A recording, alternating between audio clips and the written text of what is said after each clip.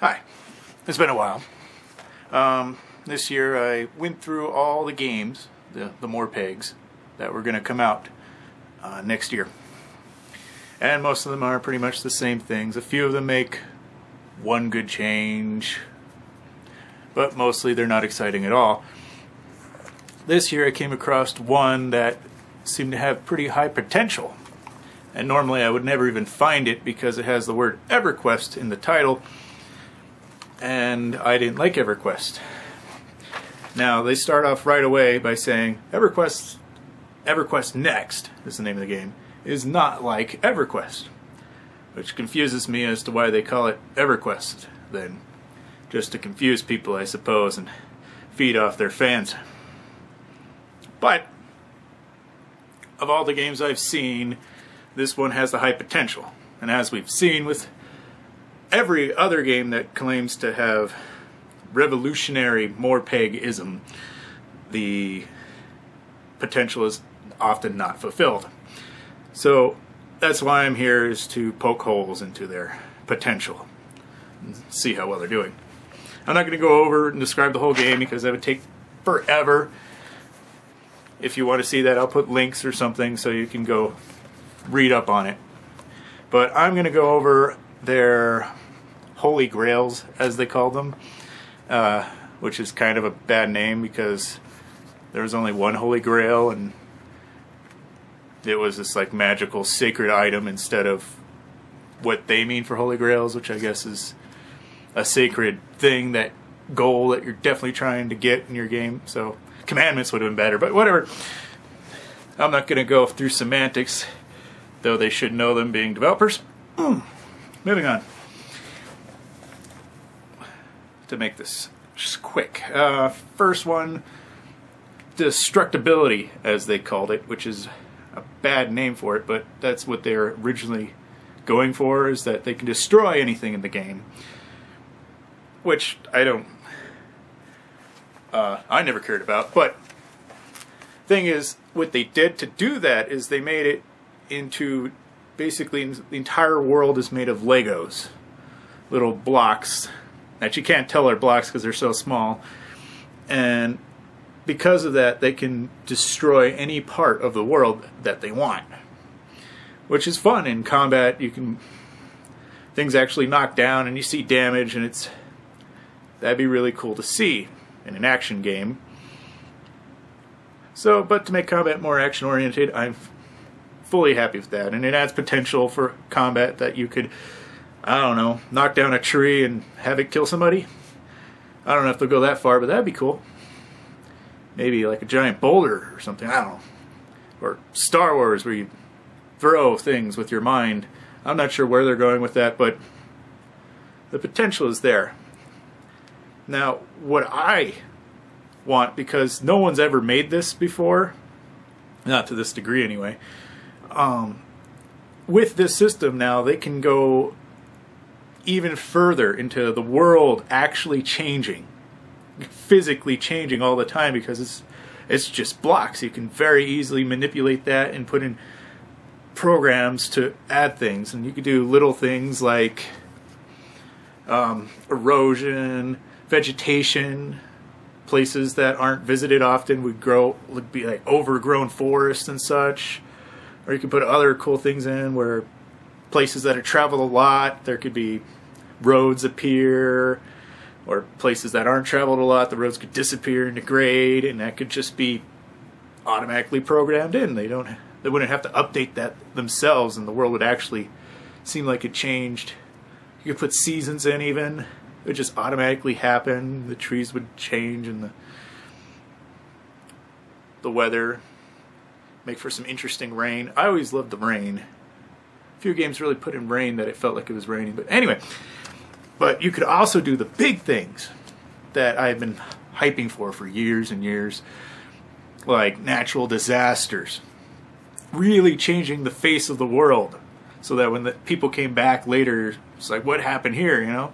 It's like, oh, well, there was a mudslide, or a volcano went off, or a tidal wave, a flood, a fires ripping through and destroying the forest, or whatever. Really only limited by imagination there. Now, they didn't say anything about this in their system. I think their main goal was just combat destructibility, which is cool. But I'm just saying, with that tool that they have created for it, they can do so much more. Will they do it? I don't know. But that was my first thoughts with that. That could be cool. Second one, Life of Consequence, is what they titled it. The game remembers everything you did, which is fine, but who cares, right?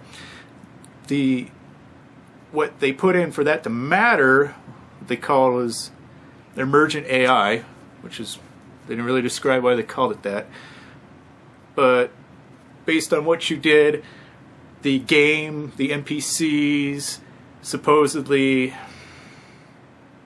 reacts differently to you based on that.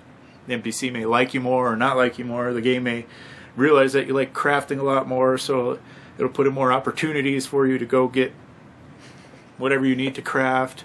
Or if you like fighting more, it'll put more opportunities for you to do that.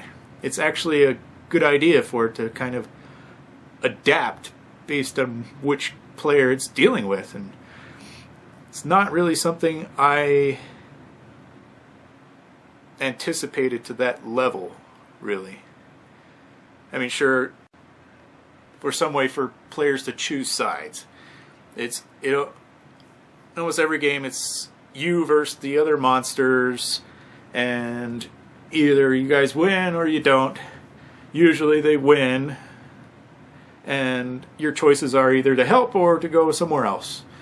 And then I was always like, why would you take this beautiful opportunity for some sort of PvP action going on and throw it away? It's like, what if, I want to be on the side of the goblins taking out the city? What if I want to allow myself to be allies with the Goblin King or whatever? Just for the challenge even, I don't know. But maybe I would, maybe I wouldn't. But if you put that option in, all of a sudden when people don't feel like they have a choice in something, it's not as fun for them. But you give them that choice, they're way more likely to participate. And since you had them make that choice, they now feel obligated to move forward. Like, no, I chose to try and do this, I'm going to do it. As opposed to going in, it's like, all right, you're going to help in some way our side against the evil goblins or whatever you're fighting. They only gave us one example of a rally call, so I'm not sure what their other ideas are. And the permanent outcome of it. I was talking about how the outcome is always very predictable. What if the permanent outcome could be more unpredictable, more of a bad thing for some people? Let's say you're trying to build that city for the human elves, or the good guys, let's call them, and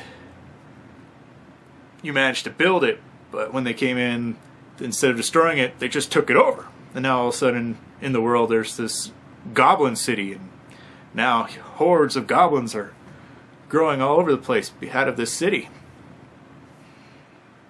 Sort of like back in the Civilization game days, where a barbarian would take over a city and then end up, making lots of more barbarians and just upsetting everybody. That kind of thing. I mean, I would not see that coming as a possible outcome for that. Because when I see it, it's just, well, either you get the city or you don't. In the specific example I'm talking about, which you'd have to watch their videos, or their one video on that.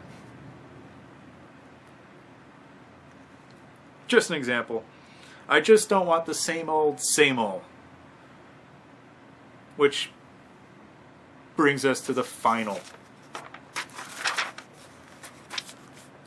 Holy Grail, or commandment, as I'm calling it.